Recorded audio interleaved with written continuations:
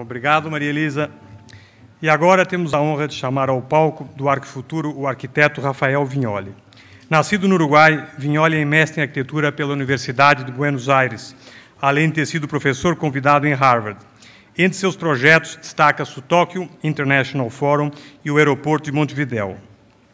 Rafael também é membro do American Institute of Architects, do Royal Institute of British Architects, do Japan Institute of Architects e da Sociedade Central de Arquitetos da Argentina. Com vocês, Rafael Viñoly.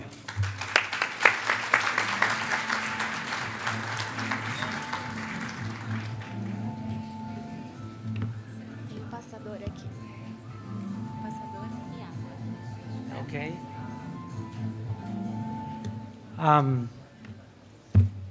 I've been asked to speak in English. Am I right on this? Yeah. Sorry about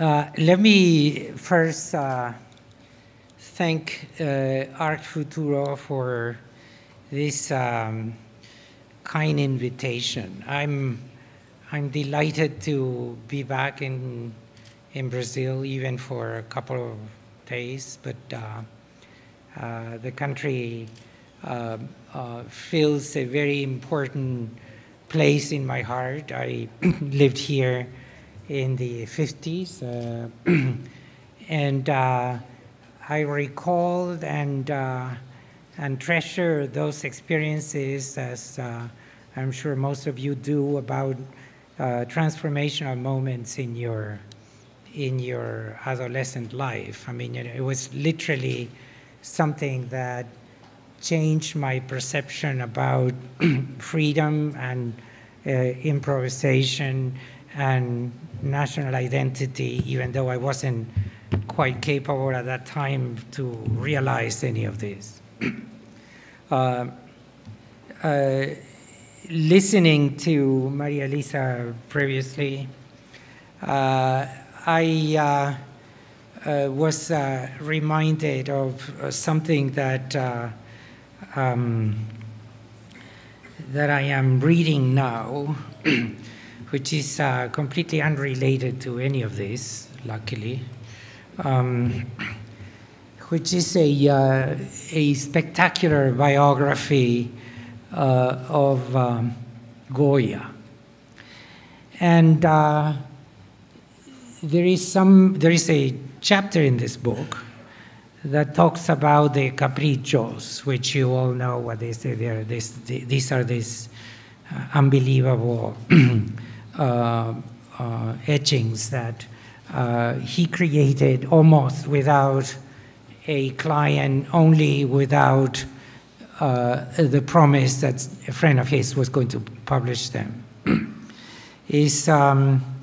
Is one of these sort of moments in which a reclusive art, the art of the monarchical representation, the core painting, the core painter, undertakes and assumes a social role almost on its own, on his own, without plan, without a ministry of culture, without anything other than just basically the one thing that I think unifies that example with what happened in the period that Maria Elisa mentioned before. And that's basically the predominance and the incredible relevance of spontaneity, which I think is a very difficult thing to define, is what you were saying before. There was no plan, it just happened like this, things occur, you do it more with a lot more rhythm than me, but it is that kind of situation which I think is inherent to the culture of this country. And I think it's something that, you know, is going to take a great deal of millennia to change, because as you know, DNA changes, but it doesn't change after a political election or a success in the World Football Championship. I mean, it's something that takes a great deal of time to occur. And I think that's a blessing that Brazil has. It has a DNA as I was saying today to some friends over lunch, that essentially maintains through sense of humor this extraordinary respect for spontaneity and treasures it and just let it happen. I also think that in listening, and I'm trying to modulate my humble presentation of 3 projects, in circumstances like this, I completely hate architecture because I think it's completely irrelevant compared to these other things. And just to put a word to my comments on the morning session, I think that there is something incredibly interesting and promising about this process of accelerating and making a very important advances in solving the mechanisms of the deafness between the public sector and the private sector, between communities and their government, between the different levels of the community governments among themselves. And it is remarkable and probably an important example to notice somewhere else how many of these changes are occurring here in a city and in a region which has the virtue and the curse of depending on one single industry. And this is an industry that essentially is, as architects probably, like the representation of evil, because it basically destroys the stuff that we try to conserve, or at least some of us do, which is the integrity of the landscape. Now, in recognizing all of this, it occurred to me something that I wanted to say to the people in the audience that have perhaps more of an active responsibility of dealing with these immediate problems. But I also assume, looking at the faces, that there are some young people here, and I presume all of you are students.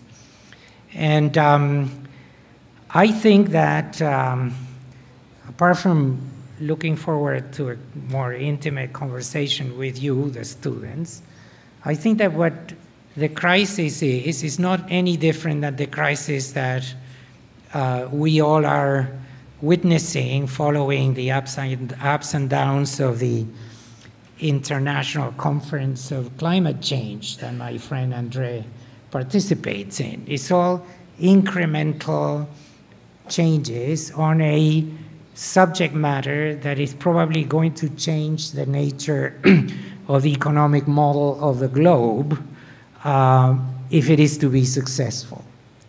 Now, what I think is critical is that while we are concerned about interacting between the public sector and the private sector, it just occurred to me when I was listening to Flavio that the one thing that hasn't been addressed, and is perhaps even more important than or more difficult to address than any of these other subjects, is the fact that the world has already moved into a process of technological transformation, which is literally, for the first time, totally plottable, the connection between basic sciences and what happens in the social sphere.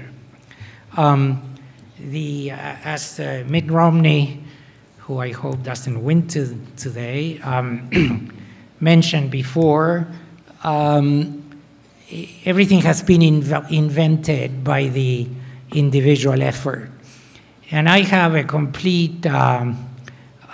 the complete opposite position on that. I think that the only things that have really happened and that have transformed the way in which humanity moves are the results of the production of knowledge. They have nothing to do with aesthetics. They have nothing to do with social injustice. They change the world and produce all of those things art, technology, and social injustice as a result of a transformation in the way in which we understand reality. Now, I wanted to just simply cut off this brief, confusing introduction by saying that what I think that could actually solve the problem of Minas Gerais is not so much whether we transform or close a mine with a lake or a garden, is to eliminate the mines. Now, the same way than before, and all people like me remember when the first appearance of the fax showed up, and now we all have 3 or 4 different methods of global communication and publishing on our own. That's the result of the work of maybe a dozen of mathematicians that work in MIT and the University of Oxford, defining the change in which information could be packaged. The Department of Energy in the US created a way of controlling the circulation of information on atomic threats through the beginnings of the internet. It wasn't invented by Schmidt or by Mr. whatever the Facebook guy is.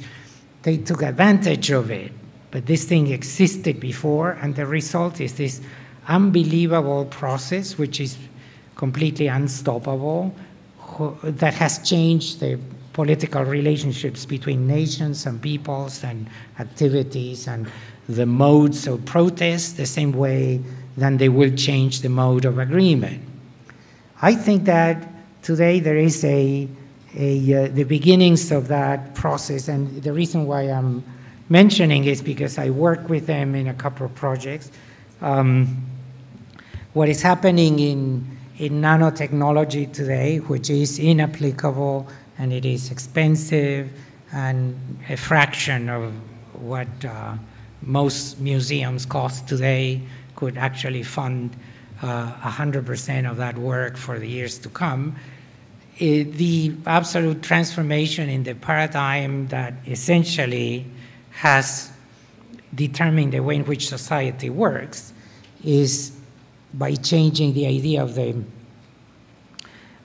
the raw material. What happens in Minas is that you have a lot of raw material. But how about if we could actually put money in the university, which I don't know the name of, but I'm sure it's great, and start developing things through which you can design the materials. Iron is a very old material, not only a very old mineral, like all of them are, but it's a very old material. Steel is a much younger material, and they still depend on that, depend on ruining the ground, when in reality you can fabricate something which is 10 times stronger and 10 times more purposeful with nanotechnology. So in reality, this is a parallel between this problem and the more heralded and the more obvious problem of the renewable sources of energy, which all of them, both the question of energy as well as the question of raw materials, depend on one single thing. They do not depend on the private sector. They do not depend on governments. They depend on science. And I think that the crux for the future, in my view, is not so much how do we package it, which is what we do as architects. How do we organize it? It's basically how do we create the resources to advance the flow of basic sciences to solve the crux of these problems. Now, how does that fit into what I'm going to show you? I have literally no idea, because I didn't know what I was here doing other than coming to visit some very old friends. And I was lucky to come this morning and see the vibrancy and the importance of the problems that Minas Gerais goes through, and the cleverness and the intelligence on how things are being solved. Since I'm an architect, and I don't know, Arq, I suppose, is architecture. Unfortunately, the least important part of this collection of disciplines, ours, essentially takes the title, which actually says a lot about the state of the culture at the same time.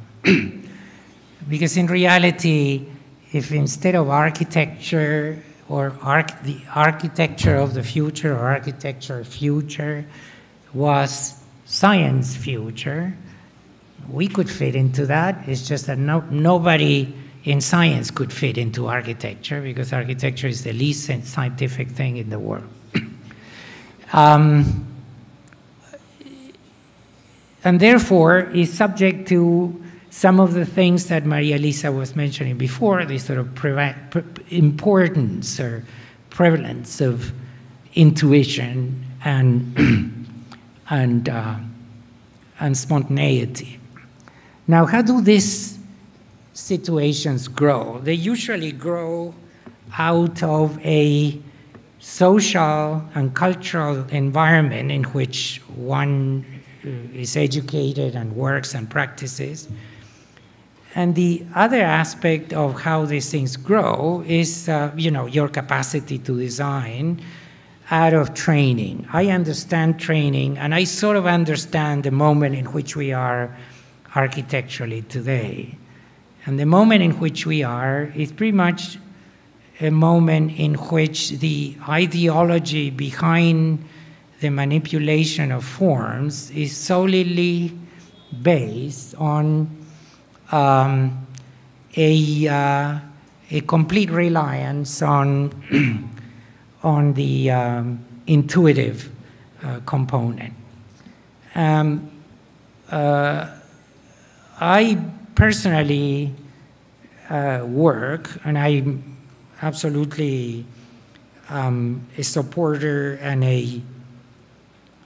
an admirer of almost everybody that has been in this podium before, that Andrea and others have convocated here.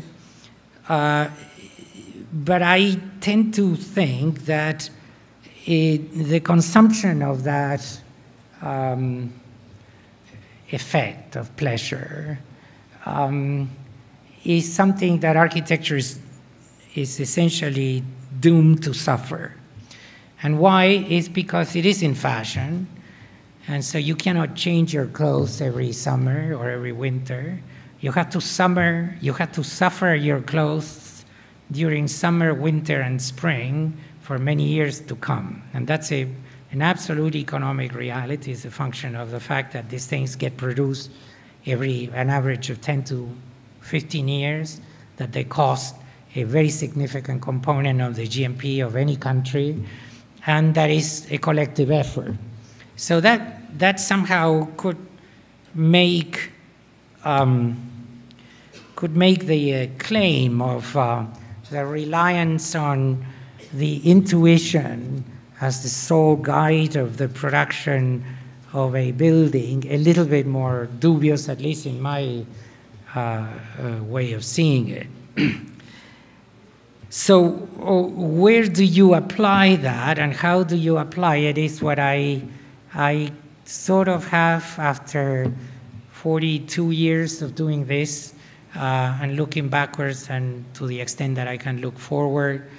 I find one thing incredibly exciting, and at a certain moment also very frightening, which is that in reality what architecture can do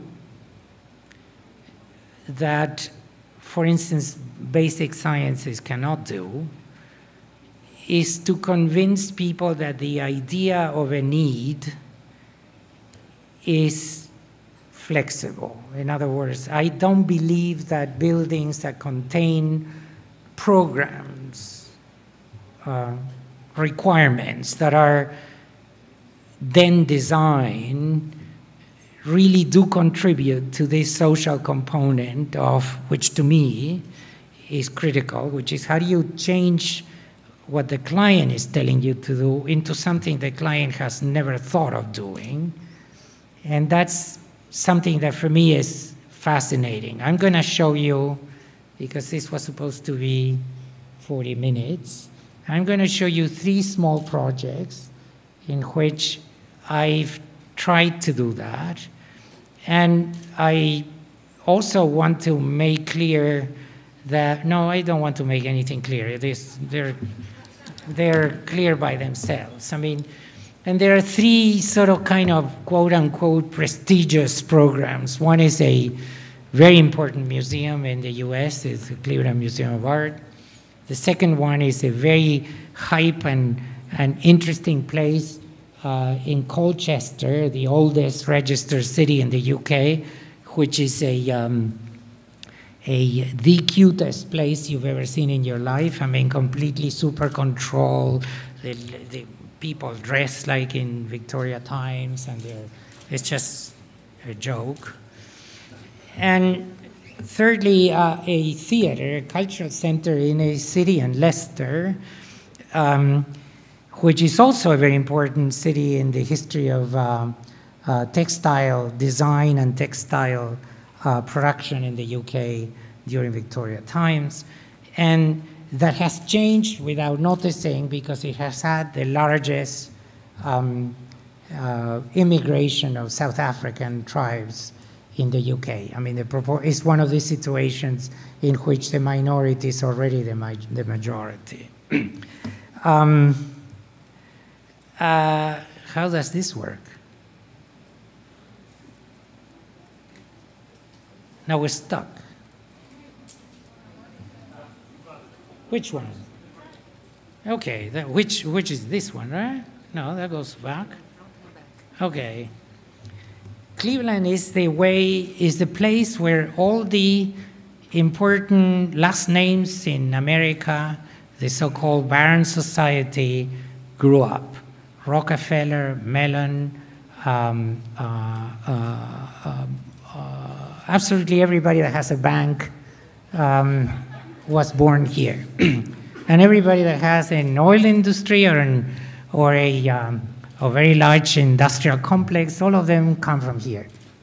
It was one of the most extraordinary places in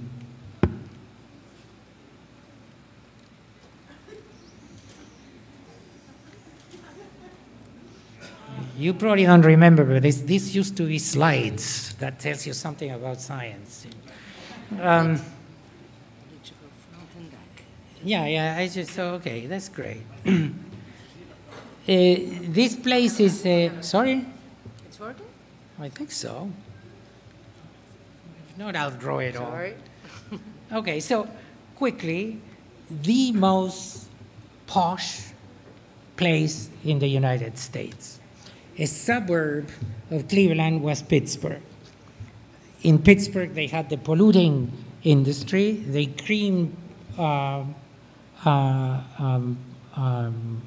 Pittsburgh, and then the economy changed, and this is one of the most desolate places in the world, in which you walk around instead of, I think that in relationship to the original wealth per square mile is 10 times worse than Detroit. I mean, you know, it's most of the mansions, there's an avenue that you can see here that crosses the whole thing, which is called Euclid Avenue, which is where all the big mansions, where the Rockefellers live, the Fords live, the Mellons live, the Carnegie lives, everybody with a concert hall also was born here.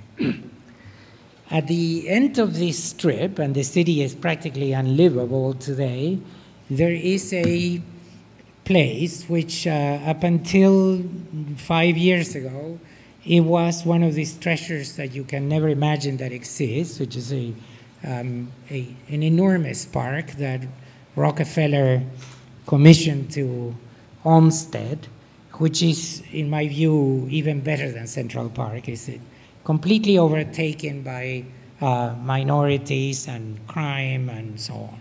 Stuck in the middle of this thing, there is a place which is called the University Circle, where the three more important institutions of Cleveland are the only three sources that maintain the visibility of the city: the orchestra, the museum, and the clinic, which is an offspring of the university. The project is a project which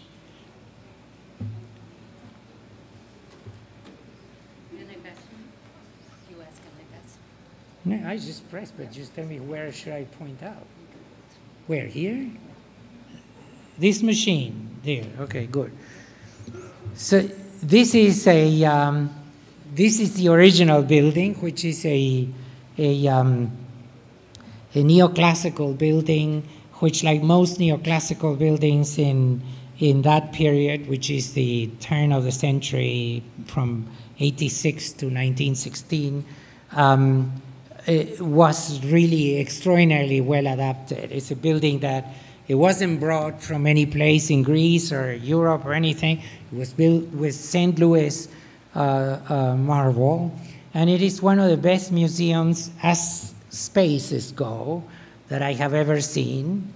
It became this sort of monument in the center of the park that was accessible from both ends.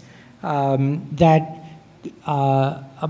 was the first real partnership between the aristocracy of the place and the city.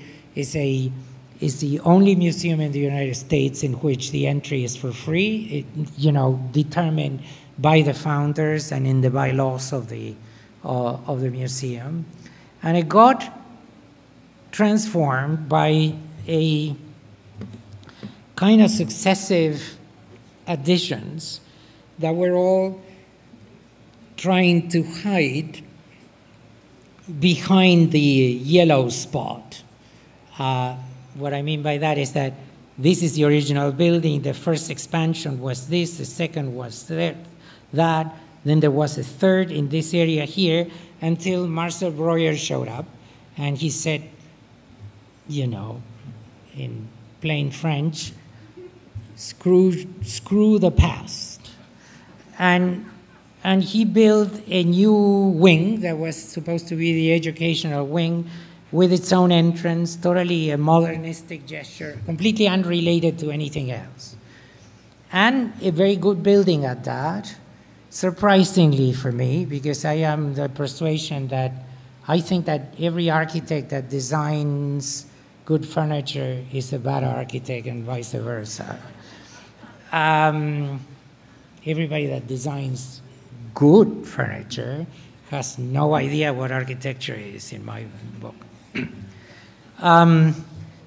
This is a 1971 building, and this was a competition, and what we proposed, the competition was around a master plan that had an entrance in this direction, and what we proposed was to take this building and make it restructure its own circulation system and connect it all around something that was not in the plan, which was essentially a public plaza that is 24/7 open, that basically reconstructs the view of the original building, absorbs the Breuer building, adds to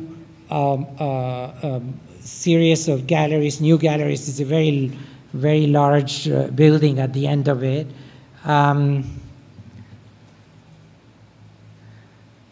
And tries to contain this kind of spaces for the original collection, which is the most well-balanced collection of art I've ever seen. It's not very large. It's 185 objects and 1,000 objects, and it is, it has the best Caravaggios, the best Rafaels, the best everything.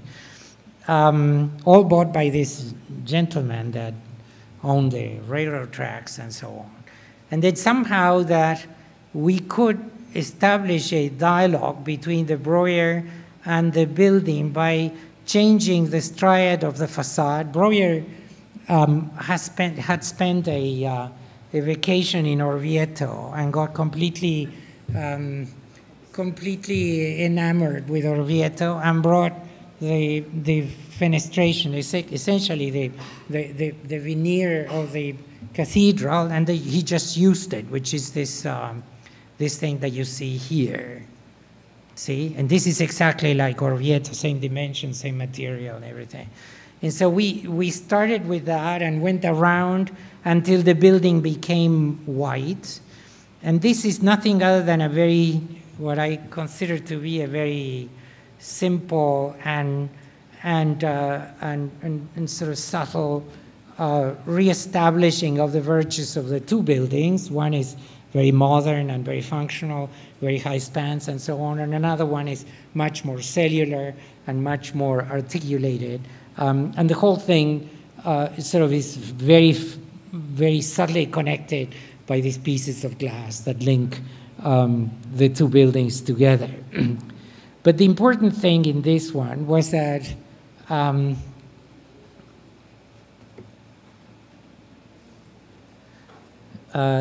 that's the Breuer extension. And you can see these are the galleries of the new facility. And then in this bar that is at the back of it is the new, is where all the curating facilities and conservation are located, which are also accessible to the public. But the only thing I'm proud of is this thing that opened 2 days ago, with an influx of 14,000 people in one morning. And these are these people that live in a city that has no life, coming to a place that it has essentially 2 or 3 cafes, and the possibility of accessing to art. So the combination of the two, I mean, this is not a usable space per se in terms of the museum repertoire of spaces, but rather it's nothing other than a public space. It opens into a series of facilities which had all of that social purpose added to it, a part for which the board, which is all made out of the sort of great-great-great-great-grandsons of all these other names, and they were very brave in funding it. So I do think that this is a change in the program. I mean, as you can see, the whole thing was incorporating something to it that wasn't just an architectural gesture, but an asset for the community to establish a completely different relationship to art. The access to the atrium is public at night too. Cleveland has 8 months of snow. The space is air conditioned and heated. And it's become this sort of, at least in the couple of days in which it's been working, and we'll have to see how it evolves, it becomes a sort of kind of Grand Central Station of Cleveland, giving the people that still live there the possibility of having that kind of connection with the main assets of the community. First Sight is a totally different thing. It's the first registered city, and it's also the first Roman encampment that was established in the island. How did you? I'm glad that you didn't have to do this.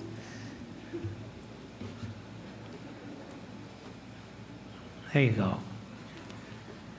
So what you see here is the plant of the city, completely medieval condition. There is a fantastic castle here, and a series of very old traditional buildings. The train station is to the bottom of the image, and this shape is an aqueduct that is the only exposed Roman fortification that it is fully built and preserved in England. Amazingly enough, part of this site, there's a bus station where the buses park and so on. And this is the cutest place in the world. It's called Queen Street. What else? Where you go and buy some embroidering and things like that. And the competition had a site in this corner. And in this corner, but also behind the old buildings. And we won the competition based on something I recommend you not to do, because I've done it several times, and more often than not, I lose. I changed the site. But there was this sort of kind of strange situation in which people really didn't know what to do. And I proposed to build the site in the whole site. And the reason for that was that in order to build the building here, the building had to be multi-story. And this is part of the lottery program in the US during the Labor government, in which the construction of cultural facilities was seen as an urban regeneration project. And it really did work very well. The notion was, therefore, if we build it here, the only thing that is going to happen is that we're going to be held for 6 years until English Heritage, which is the organization that takes care of the English tradition in construction and archaeology, finds money to fund the excavation that has to occur before. So what the project became is this is Queen Street, and the bus station. The site was here. And in here, there is a hemicycle along which there is a very important manor, which is also 18th century, and ends into a nice house. And it has a little theater in here. And I thought that these were the only real important objects in the site, other than the view to the Roman wall. So we put the building here, but we put the building here basically because we wanted to make a building that could, since the program was a little bit loose, I mean, it was a combination of a convention center, school, art gallery, and so on. This is Queen Street, and this is the building that was supposed to be the front of the new art center. What we did was to say, well, if the building will be delayed for 6 years, and since by then I was already kind of old, I said, how about if we put our archaeological exploration inside of the building?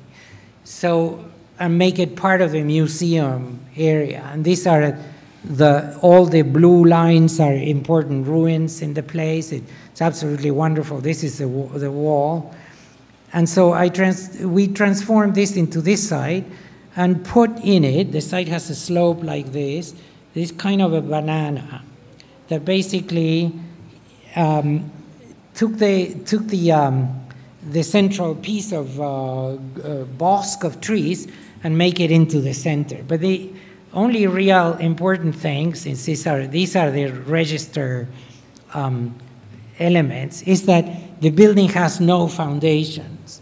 In other words, it doesn't have any piles or any bases or anything. It's a closed shape that is a moment frame that sits on the ground, and the shape of it, this sort of banana thing, impedes the building to slide on the surface of the terrain, which, as you know here, as you can see here, drops very significantly. Inside of this banana, we kept all of these frames, generating the kinds of spaces that could actually allow for that future archaeological exploration to occur. And by just luck, I guess, it sort of became this sort of very straitened and loud component, announcing without compromising any of the original conditions of the program, into the source of new renewal to the east of Colchester, which is an underprivileged area of town. And here is out of the many remains that occur more than 2 feet below grade, there are some that are visible, including a series of mosaics which are highlighted by glass floor and lit from above. And this glass floor is removed, and this room becomes the space where the archaeologists would become part of the museum, doing their work, an unexpected and I think quite interesting solution. And finally, I wanted to show you this, which is a theater, is in Leicester, and as I said before, for some of us that remember with great fondness Jim Sterling, is the city where this unbelievable project that he did, the School of Engineering at the University of Leicester, is located, a building that I recommend you go and visit. That's all before the postmodernist trend took over his life. But an interesting city. Also very medieval in origin and in trace, with parks and very important buildings, but at the same time with this sort of kind of incredible problem of shifting from one type of industry into one that is not predictable, which is what I think Minas should start thinking, and Belo Horizonte too, which is how do you go from this thing that we all hate, which is the mining, into something which takes advantage of the mining and does something that we don't know what it is. And that's where the design really is. The city had put together a program of creating 2 or 3 important cultural buildings. One is a museum of Aerospace Museum, which is by Nick Grimshaw, which is up in the area of the river. And all of this is once again connected to the railroad station. And the site for the theater was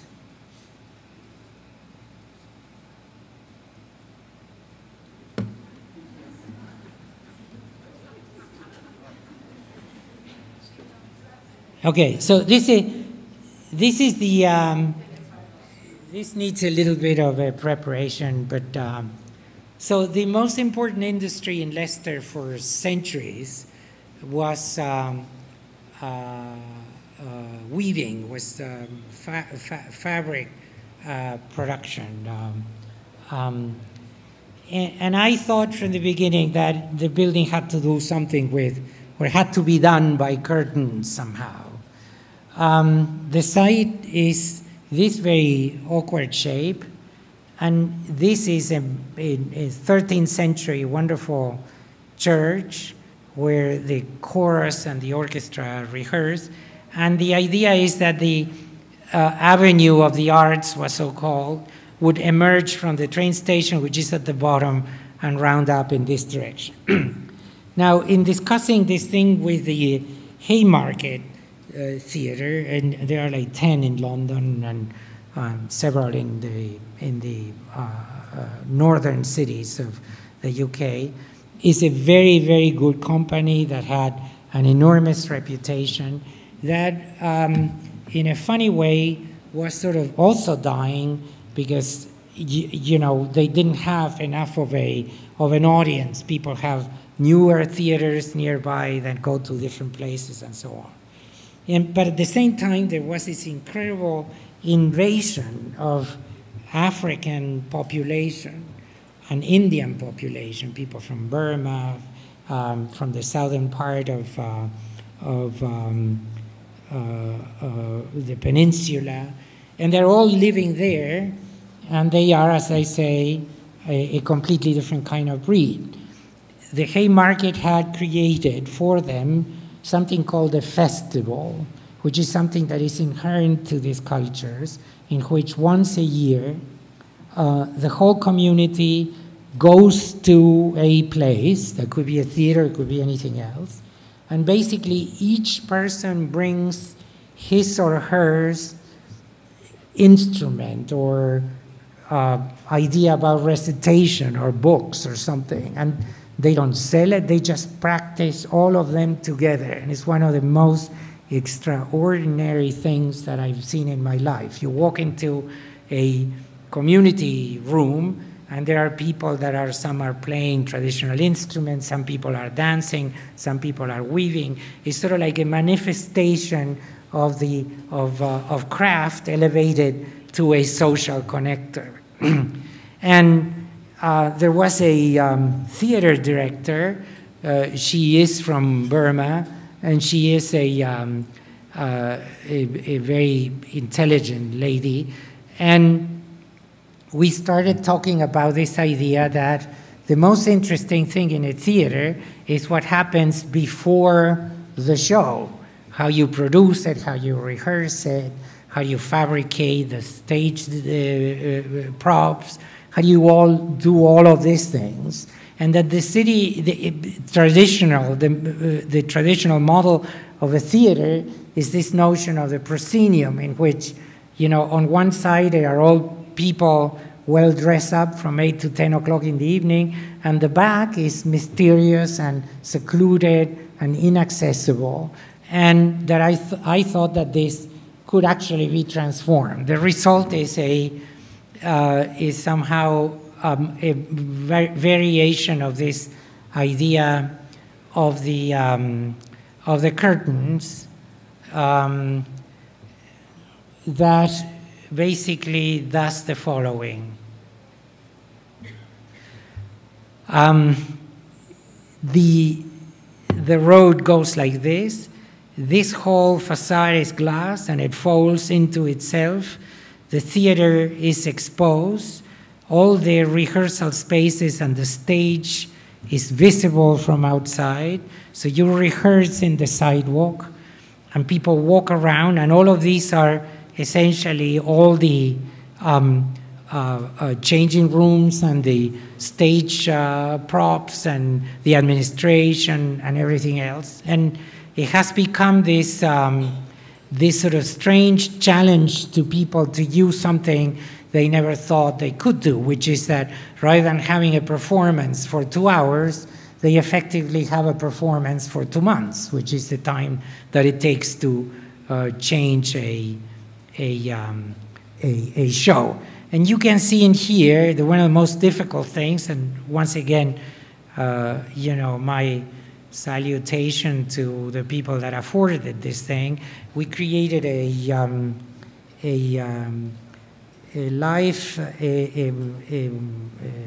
house, I mean, where all the props are located, which is foldable, sort of the whole acoustic insulation folds into itself, and the two theaters can become connected or separated and accessible directly to the from the street. And including the other theater, which is supposed to be a black box, you know, has generated a different kind of activities, and it's used in a much more fluent way.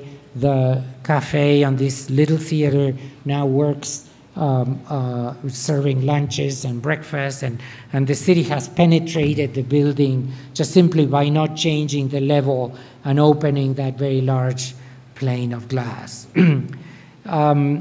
I just want to, to finish by saying that, once again, I don't think that any of this is super brilliant or unbelievably impressive. I think that what it is impressive, at least it is impressive to me, is the fact that when you go back to places where you have been able to change patterns of behavior, not just to follow them, not just to torture them with strange shades, but basically give a platform, conceive the building as a platform for the reconsideration, the critique of the behavioral pattern of the people that use it. I think that's an extraordinarily interesting field, where I think that you can only do it through intuition and through immersion in essentially the social construct that is behind each of these large investments which are buildings. Thank you very much.